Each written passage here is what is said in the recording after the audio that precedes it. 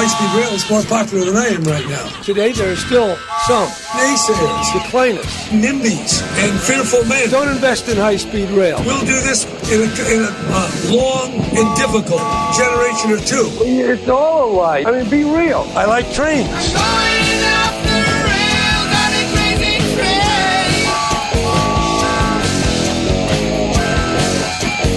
Show, John Cobell and Ken Champeau, KFI, AM 640. When I hear that little choo-choo sound, I just think of Jerry Brown sitting up front wearing a conductor's hat.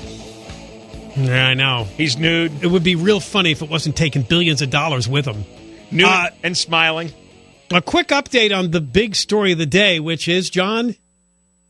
Prince died. Prince is dead at 57. The Midwest Medical Examiner's Office in Ramsey, Minnesota, has sent out a tweet. They have received Prince's body, an autopsy scheduled for tomorrow. That doesn't mean we'll get the information tomorrow. And to be clear, they do not suspect any foul play in the death of Prince. It was found unresponsive in an elevator at his compound near his recording studio in Minnesota today. So there you go. At 5:05, the presidential race desk. But yes, we're playing the Crazy Train music because today's another tough day for all you out there in California who have to deal with the brown doggle.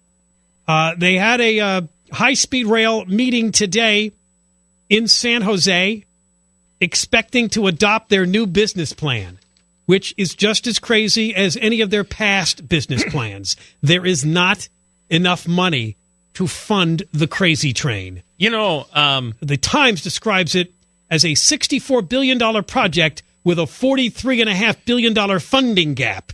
I think that's being generous, actually. But you know what? This is getting harsh criticism from all sides. This is not your typical Republican-Democrat issue. There's a lot of people speaking out. We can't emphasize enough what a financial and engineering disaster this is already. Ralph Vardabidian wrote a piece for the LA Times today. He's been their high-speed rail reporter for a long time now. And he quotes an outside expert, William Grinley. He's a retired World Bank executive. Grinley wrote a 167-page analysis. It said this rail system would fail to achieve its financial and transportation objectives.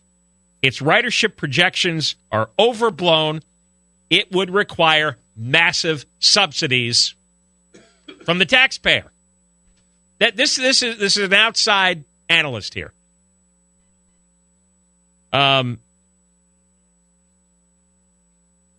There's even the Democrats we told you this week are starting to harshly question this plan. Nobody understands why there's such stubbornness in pushing this along when they flat out don't have the money. They have engineering problems. They've got legal problems.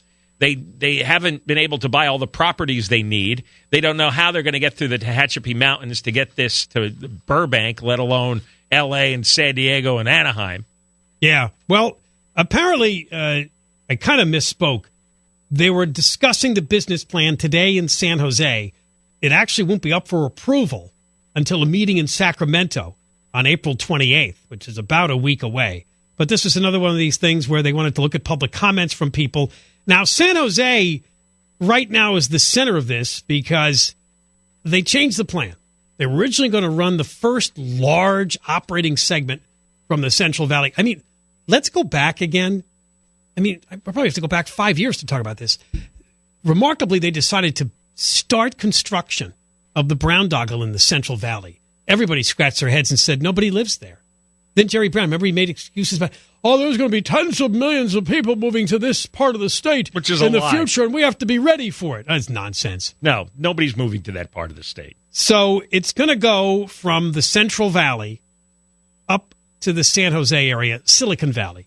That's it. But I have a feeling that's the only thing they'll build because I don't know how we're going to stop them from that, even though that's a long build-out.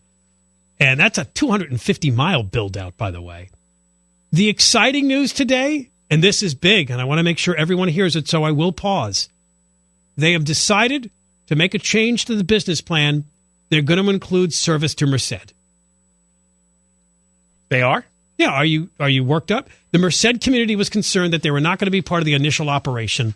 We've worked closely with leaders there, and we're recommending that we now include Merced in the first segment build, according to Danbridge. This is what they do all day. Merced. But there is a UC campus there. The train is going. Yeah, the train is going to end in a vacant field. Yes.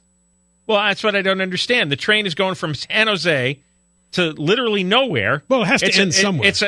But eventually they'll hook that up with the rest of their plan. It's a farm field. Well, no, they'll be out of money then.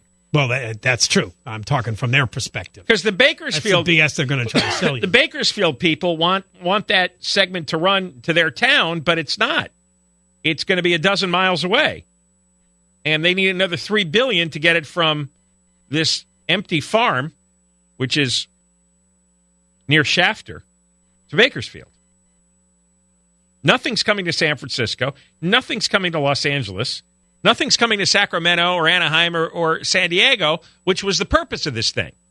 Remember, they were going to do all that for $33 billion. They were going to get you Sacramento, San Francisco, L.A., Anaheim, and San Diego all connected for $33 billion and do L.A. to San Francisco in 2 hours and 40 minutes.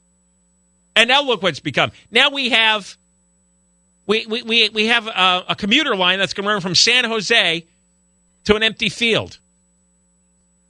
$21 billion that's going to cost. $21 billion. That's 2/3 of the original price that was in the referendum in 2008.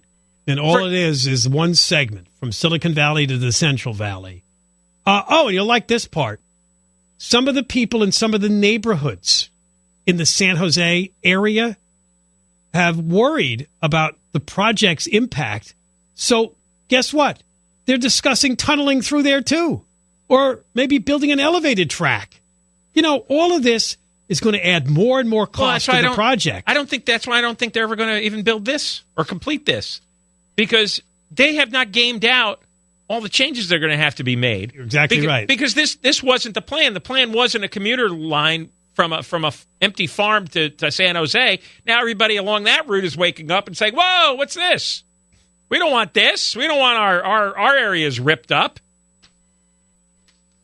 Wow. Now some are wondering whether or not Jerry Brown, because this bill will get to him, the Assembly Transportation Committee did unanimously approve a bill that would give stricter oversight on the costs and the scope of the Brown Doggle.